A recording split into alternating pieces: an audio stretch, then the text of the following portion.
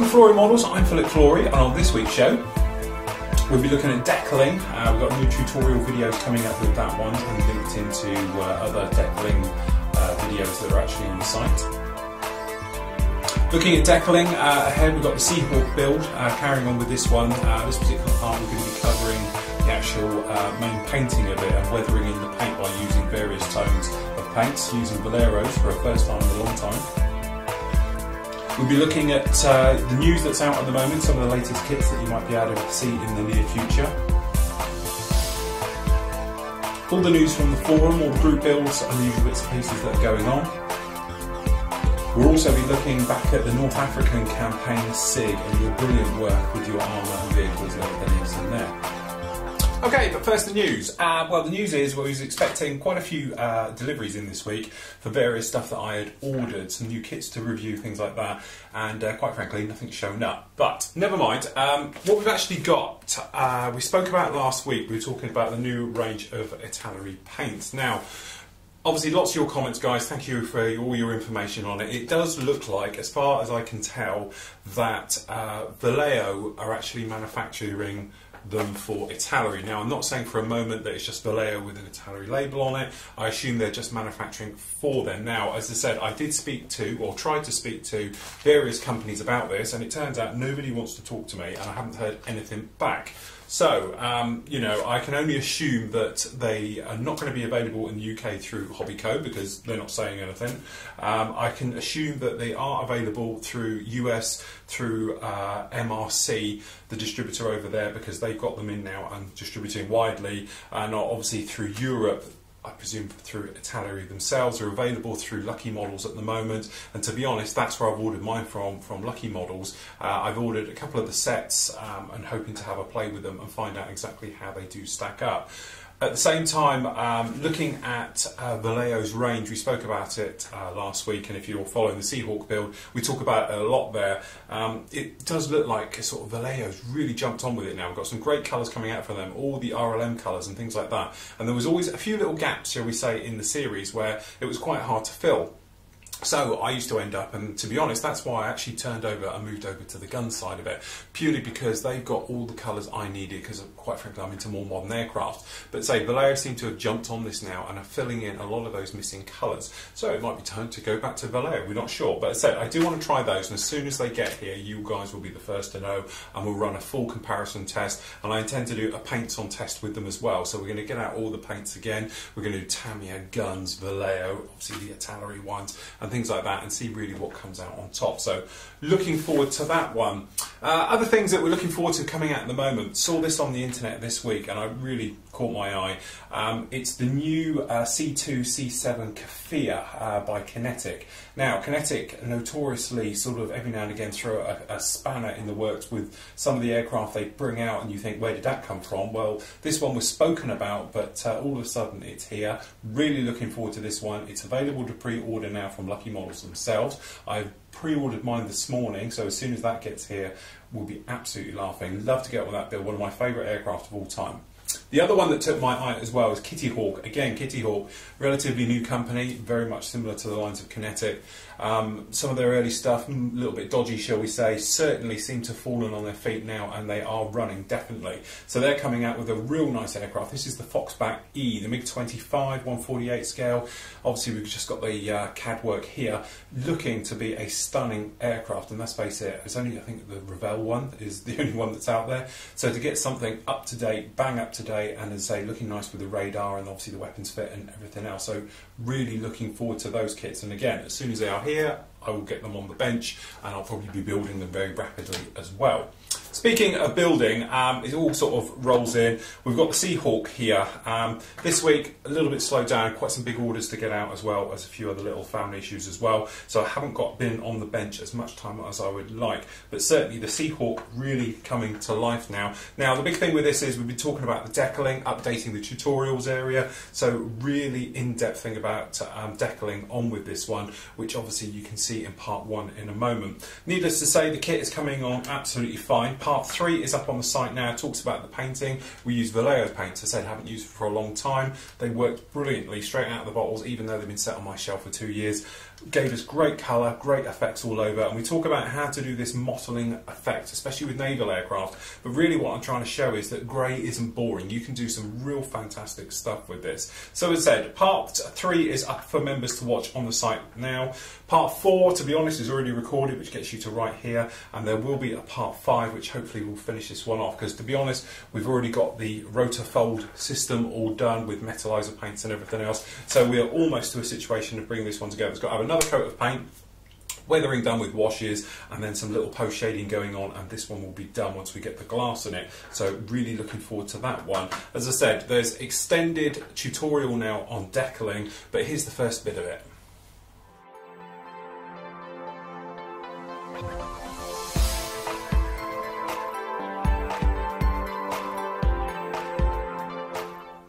Okay, so decaling. It's not as bad as you think. It's all really to do with preparation. So this one's had 2 coats of clear gloss, and that can be any gloss you like. So, you know, don't think it has to be. You hear a lot of people use things like Future. Any gloss will do, just Future is very, very cheap.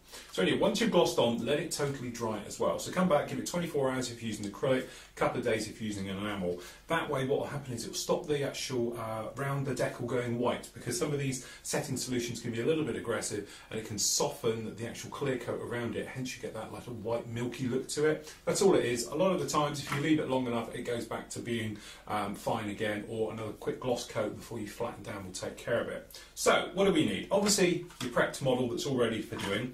Warm water, not hot, not cold. You want to use it warm. That way you don't get the sort of shock factor, as I call it, with the decal when it goes into cold water. The paper sort of shrinks and rolls up and it can crack the decal because the decal isn't ready to move on the inside. If it's too hot, you can physically stretch the decal on there. Okay. Knife, good sharp knife, okay. A lot of it is getting rid of air bubbles, carrier film, things like that, as you can imagine. Okay, normal pair of scissors for cutting out the actual decals from the sheet, alright. I've also got a sharp pair of scissors as well. These are decoupage scissors, specially designed for cutting paper. The great thing is they're good at cutting the clear film, because if you've got some blunt scissors and not very good, it won't like cutting it, it will slip through. Okay, spring-loaded and normal tweezers. Normal tweezers just for picking up, manoeuvring around, no problem. Spring-loaded, as you'll see in a moment, it's easy to hold the part that you need. So you can dunk it in, leave it on, have them out. If you've got a couple of pairs of them, they're handy because you have one on the go whilst one's softening and use one the other. But it stops it slipping off, it stops you having to physically touch the decal itself, things like that. Good selection of clean brushes. Make sure they're clean, make sure there's nothing on there. Give them a rinse in the warm water, see if anything comes off of them. Obviously you don't want any colour in there, otherwise it might get under the underside of the carrier film and then you'll never get it out. Cotton buds, Q-tips, as you can imagine, really for positioning, rolling out the water, setting them down.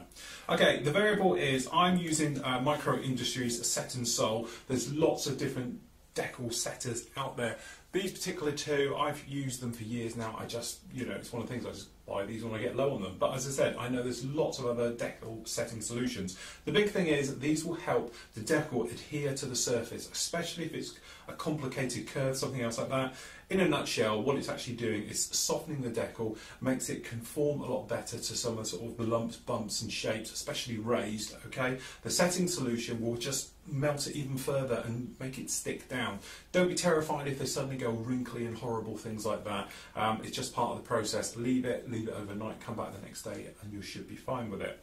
So, okay, a couple of ways you can use the setting solutions. What I like to do is just put a drop in the water first. Okay, not much, just a little bit in there. What that'll do is just, it's in the water, that means as soon as the decal goes in there, it should start to work and everything else like that. So we have separate brushes for doing separate things. I have one just for positioning them around, so it tends to be the bigger one, okay, so I can actually position water onto the actual model, manoeuvre it around as is required. Then a second one for using the setting solution, and don't mix the 2 together. That way it stops it sort of working before you've got it on there, okay. Cotton buds we'll show you in a moment. So, you have your instructions, keep them nice and handy. So what it is, I'll just pick out a couple to show you, then I'll carry on afterwards. So, on our point of view, we've got down here, we've got the tail section, we've got some numbers going down in there and things like that. So we've got the 616 in the quite big. So what we'll do, just make sure you confirm the numbers with the other one, so make sure you have got the right one. Cut out your decal. Now I tend to do them one at a time, remove them from the sheet, so I don't take the number with it on here. I tend to know which one it is. What you want to do though is allow yourself enough room so the clamps have got something to hold on to. Make sure you're not hanging on to any clear film that there is around it. Okay, putting them in upside down, so the decal facing down into the warm water, we just plonk them in like that, and then just give them a few moments in there. What you can do, you can come along now, so we've got to have the navy one off, so we'll just take one for the moment. Okay, and we'll just cut that around. Then as I said, if you've got yourself a secondary pair of spring-loaded tweezers around, which I've got mine around somewhere. If not, we've got them here. Got these lockable clamp ones, so you can just nip them on. Same thing you go, face side down. As soon as you see lots of bubbles, or you see the writing through it, you know it's good. Move it off, just leave it down to one side. Normally you don't sink your entire scissors in there. Okay, and then what you can do, if you want to, if you've got a bit of water down here, you can place them on the water on your mat, and that'll just keep it wet, stops it drying and things like that. So, once we're happy, taking your water, okay, working out the position of where the actual decal goes, so we know it goes just down here. Now on this particular one, we've got lumps and bumps all over this from raised detail from riveting. So what we do, we'll just put our finger on it, a wet finger, okay, onto the decal and see if it slips. And what it should do is slide around. If it does, you can slide the decal off like this and then come along, have a look exactly where it's going to go. Okay, I believe ours is going to go just on here like this. Then what you can do, the blunt of the scissor, you can position them. So we're not too bad, but you're just trying to work out everything's in the right place. So we're just going to take this one a little bit closer down, just working it down. Okay, looking at it, seems to be level. Then what you can do is wet a cotton bud just a little bit and give it a rub. Okay, what it will stop it from sort of sucking everything out of this one and should push it a little bit more. You can roll it over the top of your decal and pushing out all the air. Now, as you said, we've got raised detail all along here, so it'll be a test. So this is what this stuff comes in. You've got the micro sole for this one. This is the red one. Okay, so then we just grab a drop. Okay, and we just brush it right the way over everything, making sure you've got enough on there so you can't see any silvering through it now. You want, so the fluid goes underneath the decal and everything else. Then leave it. What will happen is this should start to sort of go a little bit wrinkly around the edges, everything else. And what happens is, as it evaporates, it pulls the decal with it because it's softer now into the recesses of the panel line. But don't touch it, don't come anywhere near it. Then what we'll do, we'll just place that one there, just pick up the other one. Okay, so we're just going to slide this guy along just a bit. Same thing again, we're going to do the one next to it. So this is navy, which I do believe is going to sit just slightly lower, just down here. Alright, and then we're just going to slide the backing paper off. Again, using your scissors. You can manoeuvre it as you want. So I'm going to use the top of the carrier film to go inside the panel line itself. I'm going to look back to see exactly how we've got down here and how it positions into this one. So I think I'm going to manoeuvre this one just a little bit down, just a little bit closer to this next panel line. Okay, I'm quite happy how that is. So taking our cotton bud or Q-tip, you just roll the water out each side. So what happens is it rolls physically off and you're trying to push it down a little bit. Then we take our setting solution right the way over and just make sure you go to all the edges and leave it down on there. Now you might be able to see, if I just bring this top camera down a little bit, you might be able to see just down in here we've actually got a little bit of wrinkling starting to happen, and that is perfectly normal. That's exactly what we want, this wrinkling going on down here. So it just gives it that sort of, you know, pulled in effect, and as it dries this wrinkling will level out and shouldn't give you any problems at all. It's just one of those things, let it go.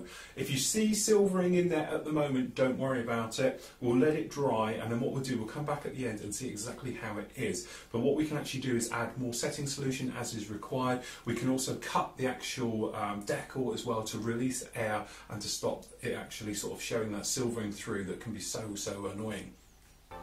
Okay, so you can see the rest of that decaling, it follows on from there as part of, which will be part 4 of this particular build. If you watch part 4, you won't see the first part of this one, but you've just seen it then. Vice versa. If you want to watch the whole thing and all the links for it, that's in the tutorials area. And by the time you get this, the one on basic modelling and on what we got on putties and fillers, things like that, and decaling will all be linked up in the tutorials area this weekend. So you can then go through and see all the ones. And it's quite interesting. So I'm having to go back through all the videos for the last 5 years now and link them in and things like that. But it's quite interesting going all through those.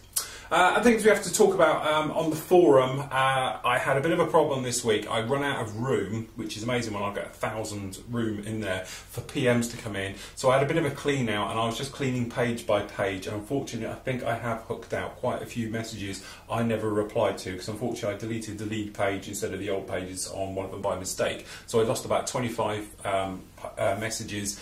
And as we know, we do have a slight problem with our forum. You can't tell if you've reply to them or not. It'd be nice if we had a little symbol, but we don't, so I'm not quite sure. So if you haven't had a reply from me for over anything, re-PM me and then I can get back to you on that. I know there's a few of you have, because I get an email alert as well, but I can't go back because I've deleted it. Anyway, so if you haven't had a PM answer from me in the last week and you've sent one to me, shoot it to me again and I'll get to it this time. Needless to say, my PM box now only has 4 messages in it. So anyway, other things we've got to talk about, we'll be talking about it in a moment, but the SIGs are ending and I've got a video for you for the North African campaign, unless you're watching this on YouTube, and then you're going to have to go to the main site and watch it because it's got some music and we all know what YouTube's like. It doesn't like it sometimes and then just won't allow me to go up. So some little things we need to take care of here. First of all, about your posts in the forum. Great, most of you have taken them off. Remember now, we are deleting the banners, so the host deletes them, you'll get a box and everything else. It just looks a bit nasty, so as soon as the actual group build and SIGs have finished, you might want to delete those. So if we can get those going, because obviously the Century Jet ones have now finished and the North African ones, but obviously we've got new things coming along, so make sure you get those taken care of. Obviously we've got the thing where some of you are advertising various things on the site. Now we say advertising, it's normally links to other pages like your blog pages and stuff like that, and we've had certain issues with guys linking to magazines where they're doing magazine work and everything else. It's a twofold problem. Basically, one is advertising. We don't advertise here. I pay for all the kits we review. Everything you see here I pay for, so I am not under any pressure by magazines and doing it like that. I know obviously you guys who are doing magazine work, you are under pressure with them, but that's all I'm saying. So if you might want to literally keep your posts, don't put them on the actual site until it's been published and you can talk about it. It's as simple as that. And plus the fact it winds up a few people, shall we say, members and things like that, when you can't talk about how you did it, okay? So just post them up afterwards. Other things as well we've had, obviously we did have that attempted security onto the site that happened last month. You know, same thing again, it was traced back, it comes back to a link. Somebody has a link somewhere and then all of a sudden it gets bombarded through that way. So we're not allowing any external links to other pages and things like that direct. Fair enough, if you've got something you want to link to in this forum, no problem at all. It's just a thing with external links and stuff like that. So if you've got one going to your blog page or something, you know, just be aware it cannot be in the forum as an open thing, because otherwise it just gets tracked back and vice versa, and it just causes lots and lots of hassle for us on the security thing. It keeps our site safe, it keeps your site safe and everything else like that. Right, group builds. You've got 1 week left for the Tamiya out of the box, or OOB. Okay, so we've got currently 85 completed. So we've got 85 medals coming your way. Okay, and then we're out of possible 156. You've got 1 week left on that as of now. So push through those ones, because obviously it will be locked up, so no more entries can take part. The magnificent Century SIG completed. Only 8 out of 19 took part in that one. Next week I'll have the video for that one will be up. As I said, we've now got, what have we got? 5 completed out of 20 for the Space, X-Plane and Sci-Fi SIG that's currently going on at the moment. And the brand new SIG that started recently was the World War II Eastern Front. So obviously anything from that particular theatre. We've got 9 entries started on that this week so far. Whirlyberg SIG, obviously this is part of it down here with the helicopter. We've got 7 completed out of 33 entered. The annual plane hunt starts on the 9th of March. Simon Webb is being the moderator on this one as well, so he's very excited about this one, so absolutely fine with that. P51 SIG starts on the 9th of March. Okay, so what are we now? 8th as of today, so there we go, starts tomorrow on that one. I imagine we're going to have lots of interest in that one. It's going to be a great SIG with that one. The next group build is up, will be the Korean War group build. Loads of things going on with this one. We're going to really try and get involved and get everybody into this one. So we say the armour guys, we want you in there, we want the Navy guys in there, we want the Air Force guys and everything else in between. So let's really get involved with this one and make it such a success as has the Tamiya one been. Okay, so really that is about it for this week. As I said, sorry it's a little bit of a short one, but you know, obviously next week I'll have great reviews for you and we can get back to it a little bit like normal. Now, if you're on YouTube, this is where we say bye-bye, we'll see you next week. If you're on the Flory Models site, here's your fantastic work from the North African campaign.